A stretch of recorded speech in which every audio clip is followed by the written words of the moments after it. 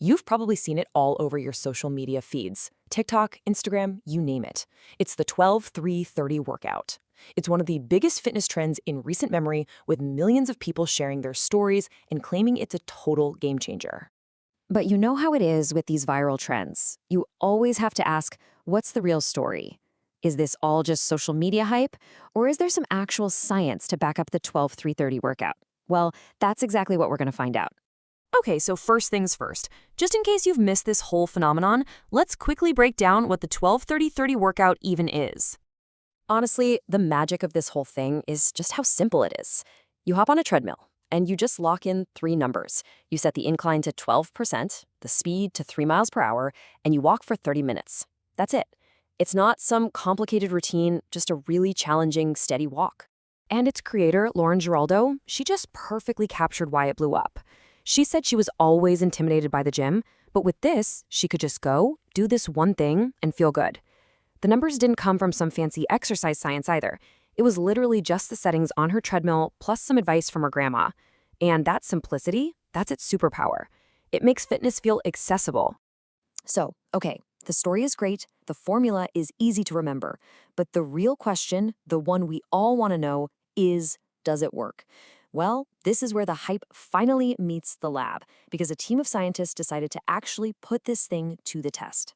And this is a big deal because, for the very first time, researchers took this viral trend out of your social media feed and put it under a microscope in a controlled lab. They want to see exactly what's happening inside your body, metabolically speaking, when you do it. The results just got published in the International Journal of Exercise Science. And to really get to the bottom of it, they set up this fantastic head-to-head comparison, the 12-3-30 workout, going up against an absolute classic, just a good old-fashioned run. So picture this. In one corner, you've got the 12-3-30 incline walk, which is a moderate intensity, low impact kind of exercise. And in the other corner, you have a self-paced run, which is a high intensity, high impact workout. 2 very different approaches. Now here's the really brilliant part of this whole study. The scientists made sure that every single participant burned the exact same number of total calories in both workouts, right around 308.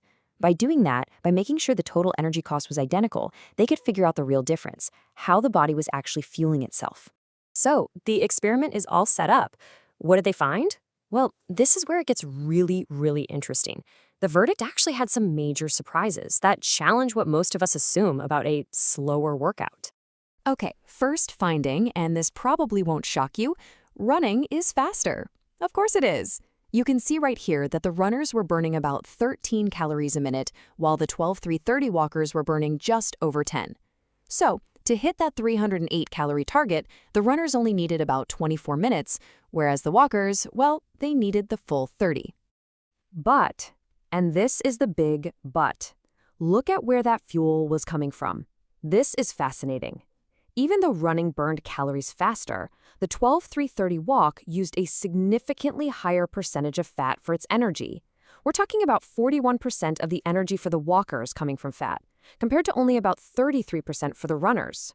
That is a 7.4 percentage point difference, and in the world of exercise science, that is a big deal. A statistically significant advantage for the 12-3-30 workout when it comes to tapping into fat stores. So yeah, it's slower, but from a percentage standpoint, it's a more efficient fat-burning machine. Okay, so this raises a really interesting question, right? How can a slower, less intense workout possibly burn a higher percentage of fat? I mean, it feels backwards. To understand that, we need to talk a little bit about our metabolism. It seems so counterintuitive. You'd think more effort equals more fat burn, right? But that's not exactly how our bodies are wired. So think of it like this. Your body has 2 main fuel tanks. One is full of fat, and the other is full of carbohydrates. During lower to moderate intensity exercise, like a brisk incline walk, your body has plenty of oxygen, and it prefers to use fat, which is a slow-burning, steady fuel. But when you crank up the intensity, like in a run, your body needs energy, and it needs it now. So it switches over to its fast-acting fuel source, carbohydrates. But the story doesn't end with metabolism. There's also a huge mechanical advantage to incline walking, especially when it comes to your joints. Yeah, there's this really technical term for it, the internal knee abduction moment. But what it really means is it's a way to measure the stress put on your knee joint, the kind of stress that's linked to things like osteoarthritis. And what another study found is that walking on an incline actually reduces this force. So not only are you in a better fat-burning zone, you're also being way kinder to your knees. Okay, so we've covered the viral hype, we've covered the hard science. Now it's time for the most important part. Let's put it all together and figure out if the 12-3-30 workout is actually the right fit for you. So let's break down the pros and cons. On the plus side, it's easy on the joints, it has that higher percentage of fat burn, and because it's so simple, it's sustainable and fantastic for beginners. What are the cons? Well, it's not as time efficient as a run, and your overall calorie burn per minute is lower. So if you only have 20 minutes, a run is going to give you more bang for your buck. But if you've got the 30 minutes and your goals are fat loss and joint health, the 12-3-30 has a really clear advantage.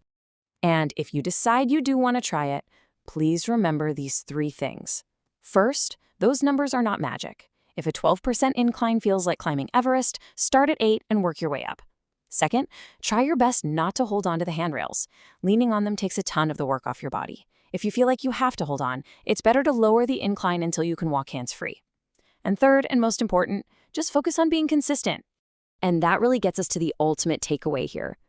The science shows that running is more efficient, but the 12-30-30 is a better fat burner that's much gentler on your body.